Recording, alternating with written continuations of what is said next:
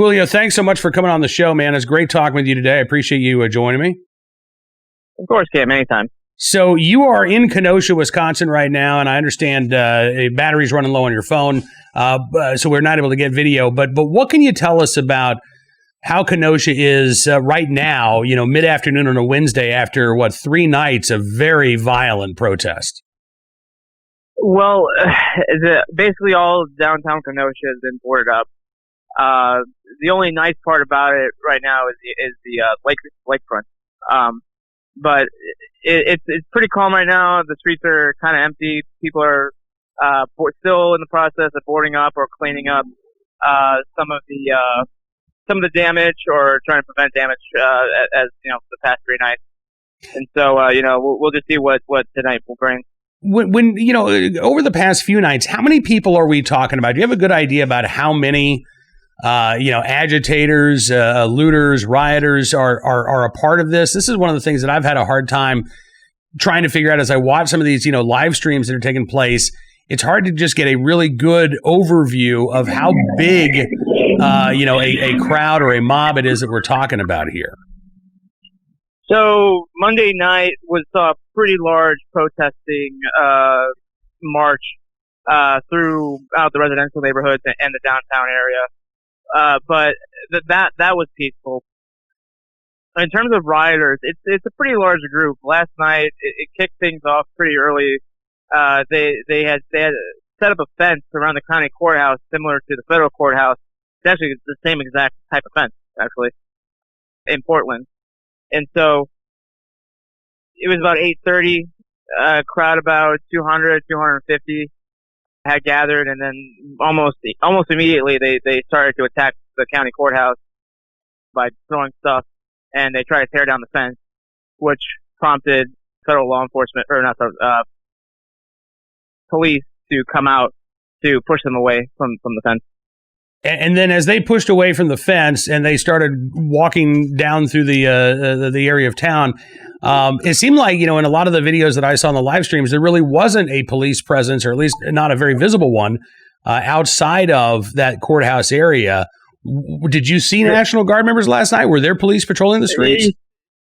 So National Guard, National Guardsmen have been mostly guarding the courthouse, and so that enables the police and the sheriff's department to push out further, and that's what we saw last night. They had declared the gathering an unlawful assembly, and so they pushed everyone out of the park. The issue was that they stayed out in the street, and so the cops had to use their armored Bearcat trucks to continue to disperse people and push them back, and then that's where we saw the confrontations between the armed civilians and the rioters, because the armed civilians, while they say that they're in support of the protests and just not rioting, they were in the more business side of town, and the rioters got pushed essentially into them by the police pushing them back from the courthouse. Have you been able to talk with anybody today about what those expectations are tonight? I mean, again, with that escalating violence, with the shooting last night, President Trump said that Governor Evers has agreed to federal law enforcement coming into Kenosha.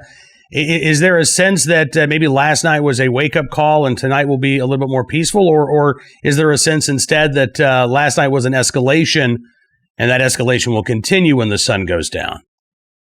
I mean, it certainly was a turning point. It's just a matter of which way it's going to turn. I can see it going both ways, just simply because, Trump is sending in not just more National Guardsmen, but also federal officers. And so we saw the reaction to that in Portland. Then at the same time, we have that added layer of a white male, being involved in, shooting some of the rioters, people.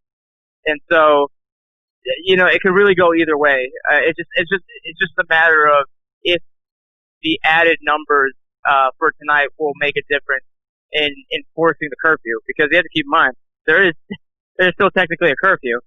that not that many people are really listening to it. Right. Yeah. And okay. So one other question. The individual who did shoot those rioters has been charged now with the 2 counts of first-degree murder. He's a 17-year-old from Illinois. And he's actually in Illinois. I guess there's going to be an extradition hearing later this week to try to bring him back to Wisconsin. But this is something that we've heard a lot, Julio, that, people on both sides now are coming into these places from out of town, that it's not necessarily, just locals in Kenosha. Doesn't matter if you're talking about Portland, Kenosha, Chicago, wherever, that there are these outside individuals who see this and like, all right, cool, this is ground zero. That's where I'm going. Is that a real phenomena that you're seeing? Because you've been to a lot of these different cities. Have you seen familiar faces, there in Wisconsin that were in Chicago, that were in Minneapolis and some of the other cities that you've been covering? No, not familiar faces, but I can say that actually when I was walking back away from the crime scene, I noticed that there was a lot of cars on the road and their tires were flat. And I asked them, hey, what's wrong with that? And they said, oh, the police slashed our tires. I'm like, oh, shoot, that's not good. And they said, yeah, and we have to go back home to Milwaukee. And I'm like, wait, so all you guys are from Milwaukee? And they all were like, yeah, it's not just people in the car, but it was a line. It was, I guess you could say it was a convoy, quote unquote, but it was about 10 cars that were leaving Kenosha to head back to Milwaukee. So, we've seen, at least here in Kenosha, I can say that there's definitely people on both sides who are coming in from out of town. Also, some Black Lives Matter members from Chicago are also here. So, but it's not that far from Kenosha. It's probably about 40 minutes. Yeah. 50 minutes. So, but yeah, there are definitely outside forces at play here. What is your take on the police response in Kenosha? Because a lot of folks on the left are going to say, look, they're slashing our tires. They're pushing us towards these guys with guns. The police are part of the problem, which is one of the reasons why, these agitators are going out there and protesting to begin with. Are the police adding fuel to the fire there in Kenosha, in your opinion, or are they performing professionally? They do a good job at protecting the courthouse. But that's just because they don't have the numbers. You have to keep in mind, right? Kenosha is not that big of a town, right? When you compare it to Portland or Minneapolis, Chicago. So, they really can't handle the crowd numbers, and especially when they leave the courthouse area. And this is what we saw Monday night, when they leave the courthouse area and just start targeting, businesses and private property. And so, I would say that the police response to all of this has been poor, but that's been mostly because they just don't have the numbers. Just because, not this is Kenosha.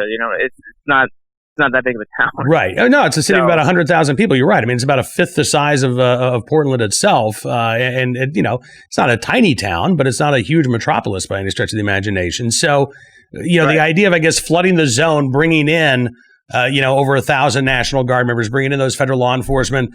That's not just going to be reinforcements for local officers. That's going to be really constitute a whole new force to keep the peace there on the streets, hopefully. Right. So we'll see if those added numbers will actually make a difference. But it'll also depend on if more people are going to come in from out of town in response to the shooting and Trump's announcement about the additional reinforcements. So that's what I'm saying. I could see it easily going one or two of those ways. Last question for you, Julio. I know that you were basically on scene last night when that shooting happened. You did not see the first shooting, but you said that you actually saw the individual running down the street and you saw that second shooting. Can you just talk about, what that situation was like and the chaos? Because we're all watching it through a camera lens, right? We're getting a very narrow perspective. But what was that entire situation like, 360-degree angle of where you were and what was taking place and how much chaos was going on around at that time? It was pretty hectic, for sure. So you have him running down the street, and then the guy tripped, so he fell down, and that's when some people in the crowd said, get him. And so he got hit in the head with a skateboard, and there was a power struggle over the control of his rifle. He was still able to maintain the upper hand on them, and but he was firing rounds as the muzzle was kind of going off in being pointed in different directions.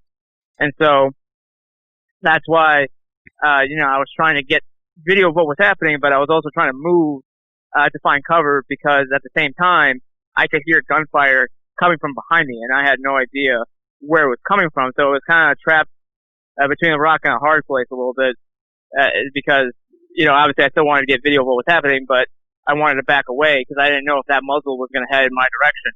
But I also couldn't go back too far enough because I didn't know if I was going to get shot from behind either. I was going to say, it did sound like there were additional shots being fired, not from that individual, but from others. Was that the case? Yes, it was about 3 or 4 minutes where there was just gunfire erupting in multiple locations within those 4 or 5 blocks. All right. Well, listen, Julio Rosas, I appreciate you coming on the program, sir. I know you're going to be back out there tonight. Be safe. And we can certainly follow you on Twitter. How do we find you online? How can we follow your reporting? So, yeah, you can follow me on Twitter at Julio_Rosas11, and then you can also find stories at townhall.com. All right, Julio, thank you so much, sir. I appreciate you joining us, and I know we'll be talking again very soon. Be safe.